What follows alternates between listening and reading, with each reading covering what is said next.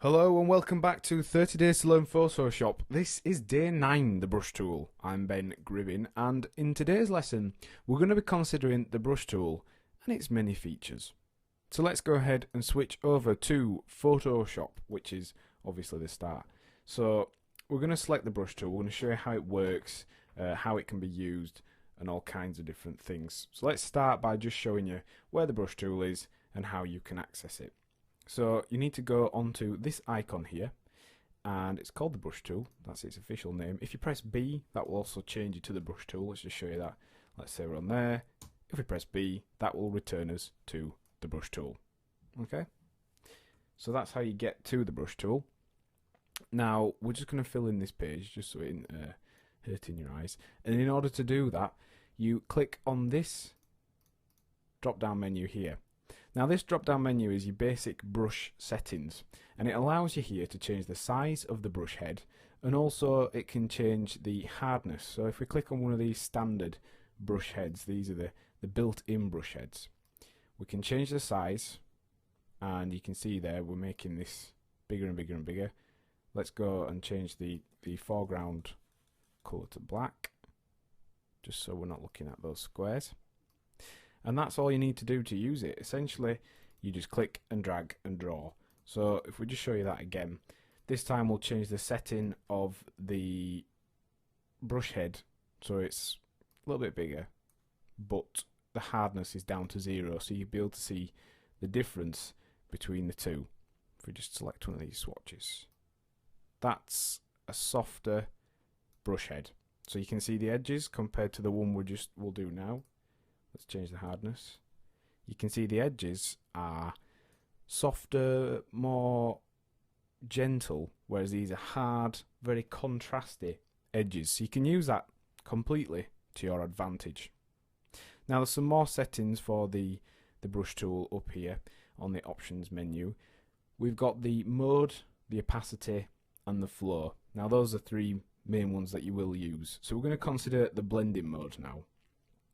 So if you click onto dissolve, what this will do is essentially add noise to the very edge of the brush. Now it's a little bit difficult to see when we're using the very hard heads, but if we just make a soft head, let's change it to softer head, you'll be able to see it's a lot more noisy, almost like spray paint in actual fact. So you can see the difference between that one, and that one. There's a lot more noise in that one.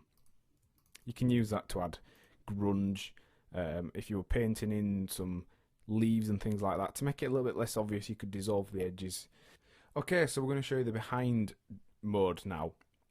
This is interesting because it works essentially like layers, except it isn't. It's on one layer. So you can use this to your advantage to create cutouts, painting behind see-through areas, but not having to switch layers. Keeping your illustrations simple and all kinds of things. So let's go ahead and paint one black line here. We'll do it in normal mode, so in effect they're going to be the top layer. So let's do that, just like so. Then if we change the colour of our brush, so you can just tell the difference, and we click on behind, it paints behind this top brush stroke. Now you can use that to your advantage to create layered up elements and all kinds of different settings and looks. So it's a little bit different, but it's a very handy tool to be able to use, and you can see it just keeps going back and back and back. So every time we change the colour here, we're actually painting behind the area that we've just created. When you let go of your brush tool, in essence, it's just going back another layer, but this is actually all in one layer. So if we go over to the layers palette here, you can see that is all one layer. So that's just a quick way of being able to create really interesting effects, especially when you're working with photographs. And then finally, this is the clear mode, and it basically works just like the eraser tool. If we were to just zero that, you can see it's just erasing everything that we've done. So you can use that instead of using the eraser tool, because this would actually be set to the same settings as the brush that you used, whereas the eraser doesn't have the same settings by default. Next to the colour mode, you will see opacity and flow. Now these two are very slightly different, and we're going to show you how now. So let's change to a red colour just so you can see it contrasted against the white background. And we're going to change the opacity of our brush. In fact, we'll do one line as the normal, and then we'll do one line as a reduced opacity. So this is our normal red line. Full strength, that colour, it's coming out as the softness we've set and the brush head size we've set. If we change the opacity, however, it will actually reduce the amount of colour that's coming out. It reduces the strength, and in effect it makes it see-through. So as you can see here, these grey and white boxes which we've talked about that denote transparency are actually partly showing through our brush strokes here. If I do it again, it will start to bring the colour closer and closer to this colour, but what it actually does is also reduces the see-throughness as it does that. So you can see eventually we'll end up with full strength colour. Now you can use that when you are working with photographs, when you're working with images where you want to subtly change them, and you change the opacity just to make things less obvious. So if that's opacity, then what is flow?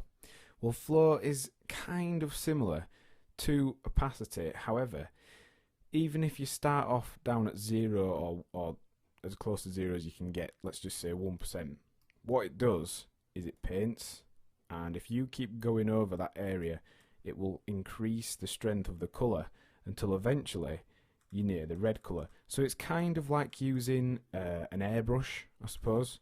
You could use this to really create soft, gentle changes in colour, and also if you were working with a photograph, if you were manipulating the image, you were able to really create soft blemishes and changes to that photograph. So that's the flow tool. You can see as we're going over the area that we've previously been on, as long as we don't let go, it's creating a stronger and stronger and stronger colour. So that's flow and opacity. So then we're going to look at the brush settings. Now this is a panel in the sidebar panel which allows us to change all kinds of dynamics to do with the brush head itself. So you can see here we've got all the hardness settings that we had before, but also we can change the roundness, so we can actually start tweaking around with the way the brush is going to be applied to the page. So this is almost like a calligraphy style pen head now. We can change the rotation, we can change the roundness, we can change the orientation of the actual brush, so we can flip the single brush, and you can change pretty much everything you want.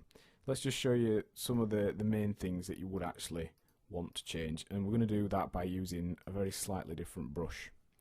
All you need to do to select a new brush is on either this panel or that one. When you're working with the brush normally, you'd probably use this one. Click the drop down menu and just select your new brush. If it's a custom brush, you won't be able to set the hardness of it because it is a certain hardness, but the basic brushes you can change all those settings for. So let's click on this brush head here. This is going to allow us to show all the different dynamics and settings we can input. So you can put spacing in if you wanted, and this allows you to, as the name suggests, space out the different brush heads. So you could actually create the effect of having pop rivets using this one. Let's just change the size. If we show you that along there, change the flow back up again. If we go along here like that, that creates the effect of actually having pop rivets, and we can change the spacing again if we need to do so. So let's go onto there again. We can keep going, and we can also turn that off. Let's go back to the basic photo brush. That will just create a nice smooth line. If we go into shape dynamics, this is going to give us all sorts of jitter settings. So let's just go back to one of those screw heads, go onto the brush panel, and if we click on shape dynamics, turn those on. Size jitter allows you to actually create almost like chalk or wet brush watercolor style brush heads. You can control it by using your stylus wheel on your mouse, or if you're using a tablet, you can use that. And also you can have it fade out. So if we just show you that over here, let's change the size of that. If we go down here, it changes the size of the brush head fades it out. But also you can see, instead of it just being one of those screw heads, it has got like a sort of brushed effect. And that's from the size jitter. So if you were using stars and things like that, you could use this partly with angle jitter and roundness jitter to be able to create stars, snow, all kinds of things. The minimum diameter just tweaks this end where we're fading it out using whichever control we're working with, and the angle jitter rotates the heads of the screw in this case, and it does that randomly, so it helps you create all kinds of different effects. Let's just space it out so you can see a little bit better what it's doing. If we go back to shape dynamics and we change the angle jitter, you'll notice all the screw heads are changing randomly towards each other. And again, you can control that by the direction you're going in, or you could change it using the stylus wheel, pen tilt, pen pressure. And the roundness jitter, that essentially squashes and changes the perspective of the different brush heads. So again, creating a really cool, completely different kind of brush just by changing these settings. And these are all based upon the original brush. It's still that sort of screw head brush. So you can see us just using the eraser tool here to take it back, just so we can show you some more of the brush settings.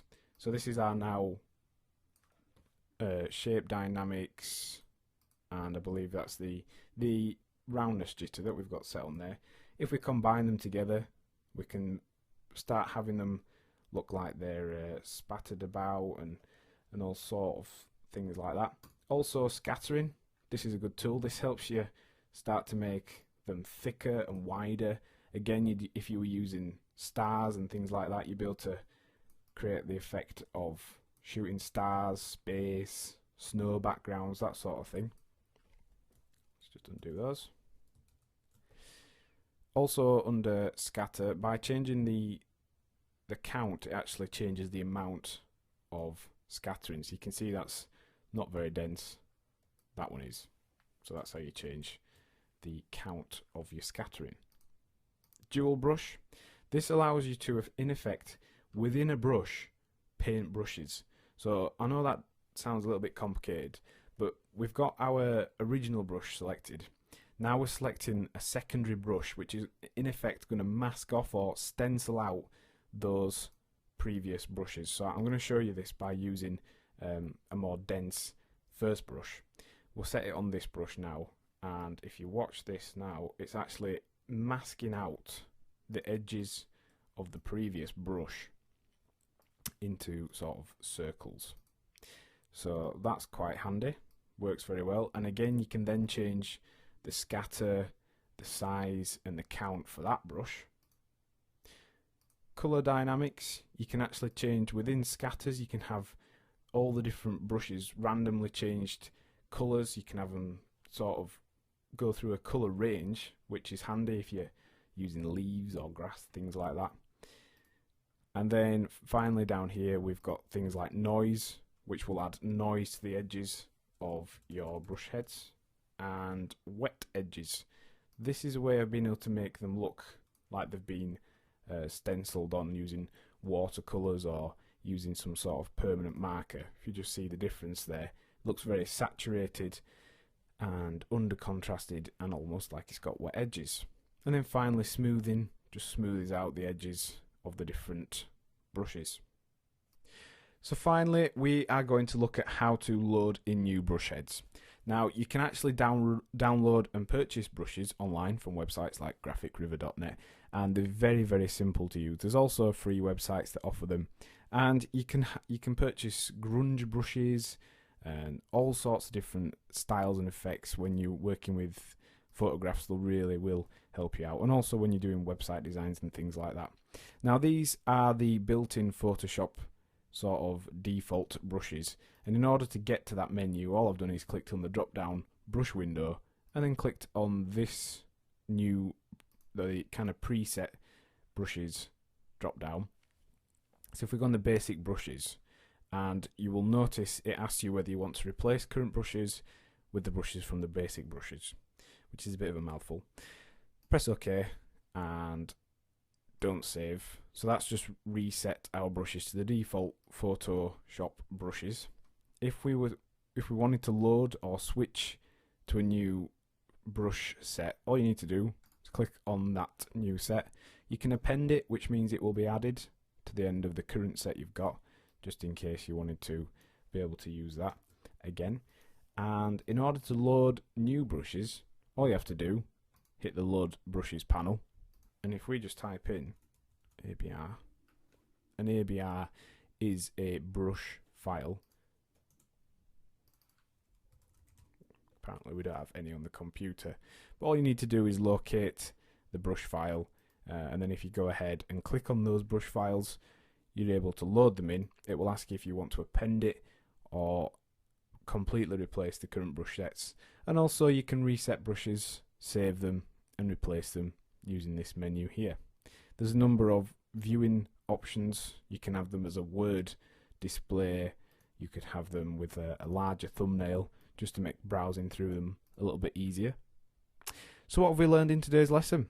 Well, we've looked at brush tool basics, we've looked at how we can change brushes, we've looked at how we can load new brushes, and we've also considered blending modes. We've looked at how to paint behind using dissolve and things like that.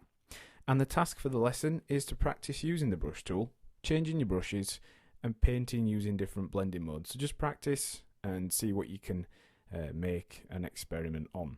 Next time on 30 Days to Learn Photoshop, we'll be looking at the history tool. Thanks for listening.